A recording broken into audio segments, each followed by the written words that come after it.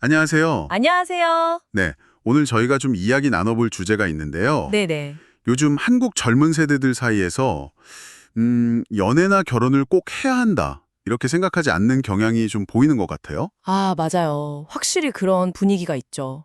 예전이랑은 좀 달라진 것 같아요. 네, 제 주변만 봐도 뭐랄까 혼자서도 충분히 만족스럽게 잘 지내는 친구들이나 후배들이 점점 늘어나는 느낌? 그렇죠. 개인의 어떤 자유나 행복 이런 걸 더 중요하게 여기는 것 같더라고요. 그런 분위기가 있는 것 같습니다. 네. 실제로 관련된 조사를 좀 보니까요. 젊은 층의 한 65% 정도가 지금 연애를 안 하고 있대요. 65%요? 와, 생각보다 정말 높은데요? 네.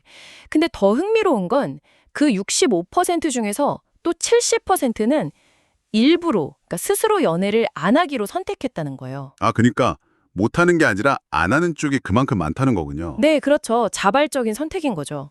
이게 한 30년 전이랑 비교하면 이성 교제하는 비율 자체가 거의 뭐 반토막 수준으로 줄었다고 하더라고요. 와, 30년 사이에 그렇게까지요? 네. 그리고 혼인 건수, 그러니까 결혼하는 커플 수도 최근 10년 사이에 거의 절반 가까이 확 줄었고요. 이야, 이건 정말 큰 변화네요. 사회적으로 뭔가 큰 흐름이 바뀌고 있다는 느낌인데요. 맞아요. 그래서 단순히 뭐 상황이 안 좋아서 여건이 안 돼서 못한다기보다는 어떤 가치관의 변화 때문에 안 하는 쪽으로 무게중심이 옮겨가는 게 아닌가 그런 생각이 들어요. 네, 그럼 이런 선택을 한 분들의 실제 이야기가 좀 궁금해지는데요. 어떤 사례들이 있을까요?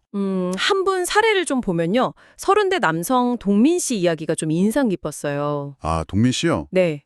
외국계 기업 다니시고, 뭐, 과거에 연애 경험도 여러 번 있으셨고, 심지어 결혼 바로 직전까지 갔던 경험도 있으시대요.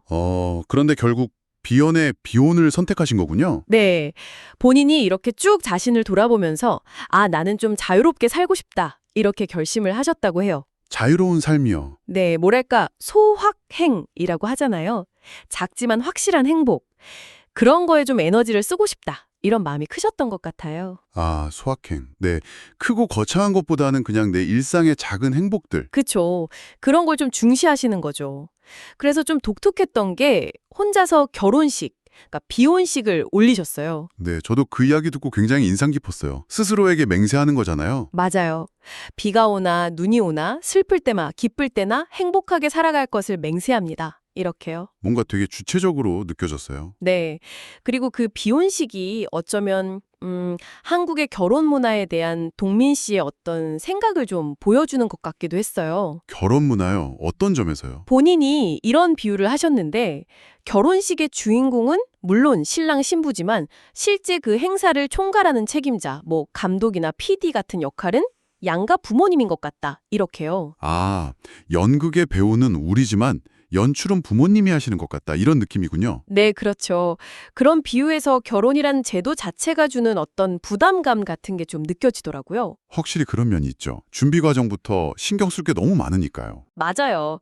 그래서인지 동민 씨는 혼자 보내는 시간을 굉장히 잘 활용하고 즐기는 것 같았어요. 취미도 있으시다고 들었어요? 네, 장난감 수집 같은 취미도 꾸준히 하시고 주말마다 거의 8년째 유기견 보호소에서 봉사활동도 하신대요. 와, 8년째요? 대단하시네요. 네, 그리고 뭐 혼자 드라마나 영화 몇 시간이고 몰아보는 그런 자유?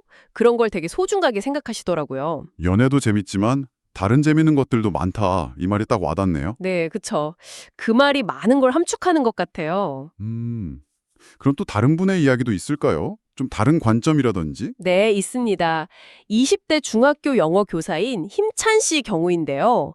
이분은 또 관점이 약간 달라요. 20대 교사분이요? 네. 힘찬 씨는 연애라는 걸 생각하면 그게 단순히 그냥 둘이 만나는 걸로 끝나는 게 아니라 결혼, 그리고 또 출산까지 쭉 이어지는 하나의 시리즈처럼 느껴진대요. 아, 시리즈요. 연애가 시작점인 하나의 긴 과정? 네. 그래서 그 시리즈 자체를 시작하는 게 너무 부담스럽다. 이렇게 이야기하더라고요. 그렇군요. 그 부담감 때문에 설사 좋은 사람을 만나더라도 관계를 시작하거나 발전시키기가 좀 망설여진다는 거네요. 맞아요. 그리고 뭐 주변 환경 때문에 관계가 좀 어려워질 수도 있지 않을까? 이런 생각도 하고요. 그래서 굳이 시작할 필요를 못 느낀다는 거죠. 주변의 시선 같은 것도 좀 부담스러울 것 같아요. 네, 엄청요. 비혼을 선언했을 때 주변에서 되게 안타깝다는 반응이 많았대요. 뭐 결혼은 해보면 좋은 점도 많다. 아니면 일단 사람을 만나보고 나서 결정해도 되지 않냐? 이런 조언들을 계속 듣는다고 하더라고요. 아, 그런 이야기들 많이 듣죠. 네. 심지어 가르치는 학생들이요. 중학생들. 그 학생들까지 선생님 연애하는지 안 하는지 그렇게 관심이 많대요. 아, 진짜요? 학생들이요? 네. 특히 남학생들이 더 궁금해하고 왜 연애 안 하냐고 이유를 묻기도 하고 그런데요. 허허, 그렇군요. 학생들이 생각하는 연애 상대의 조건 같은 것도 좀 흥미로웠어요. 아, 네. 학생들이 뭐 능력, 그러니까 돈이나 직업 같은 걸 먼저 이야기하는 걸 보고 좀 현실적이다 싶기도 하고 약간 씁쓸하기도 했다고 하더라고요. 네, 현실이 좀 반영된 거겠죠. 그래서 결국에는 주변에서 계속 권유를 하니까 소개팅을 하기도 했대요. 아, 소개팅을 하셨군요. 네. 뭐 결혼에 대한 압박은 잠깐 있고 그냥 좋은 사람을 알아가 보자 이런 마음으로 나가봤는데 근데 어땠나요? 결국에는 소개팅이라는 것 자체가 결혼을 전제로 한 연애 상대를 찾는 것이라는 목적이 너무 강하게 느껴져서 여전히 결혼할 생각은 좀 들지 않는다고 솔직하게 이야기했어요. 아, 그렇군요. 만남 자체의 목적성이 부담스러웠던 거네요. 네, 그런 셈이죠. 이렇게 두 분 이야기를 들어보니까, 비연애나 비혼을 선택하는 이유가 좀 한 가지는 아닌 것 같아요. 그렇죠. 굉장히 다양하죠. 네.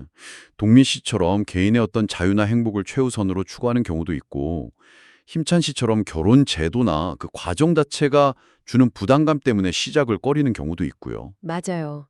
또 연애 말고도 다른 가치 있는 활동들, 뭐 취미나 봉사활동 같은 데 더 집중하고 싶어 하는 경우도 있고요. 여러 요인이 정말 복합적으로 작용하는 것 같습니다. 네.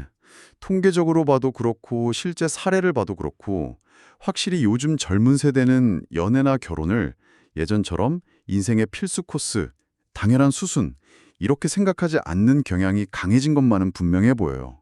네. 어떤 사회적인 압박이나 기대보다는 내 자신의 가치관, 나의 행복, 이걸 더 우선시하는 그런 흐름이 점점 더 뚜렷해지고 있는 거죠. 오늘은 이렇게 한국 젊은 세대의 비연애, 비혼 현상에 담긴 생각들을 좀 깊이 들여다봤는데요. 어떻게 보면 개인의 선택과 삶의 방식을 존중하는 방향으로 사회가 변화해가는 하나의 과정을 보고 있는 게 아닌가 싶기도 하네요. 네, 맞습니다. 물론 이러한 변화에 대해서는 뭐 다양한 시각이나 의견이 있을 수 있겠죠. 네, 그럼요. 그래서 저희 청취자분들께도 한번 여쭤보고 싶어요. 지금 이걸 듣고 계신 여러분의 나라 혹은 여러분이 속한 문화권에서는 좀 어떤가요? 젊은 세대들의 연애나 결혼에 대한 생각이 좀 어떻게 변화하고 있는지 아니면 또 개인적으로는 어떻게 생각하시는지 궁금합니다. 네, 여러분의 경험이나 생각을 댓글로 자유롭게 공유해 주시면 저희도 배우는 점이 많을 것 같습니다. 네, 소통하면 좋겠네요. 그럼 저희는 다음 시간에 또 다른 흥미로운 이야기로 찾아뵙겠습니다. 네, 오늘 이야기 감사합니다. 감사합니다.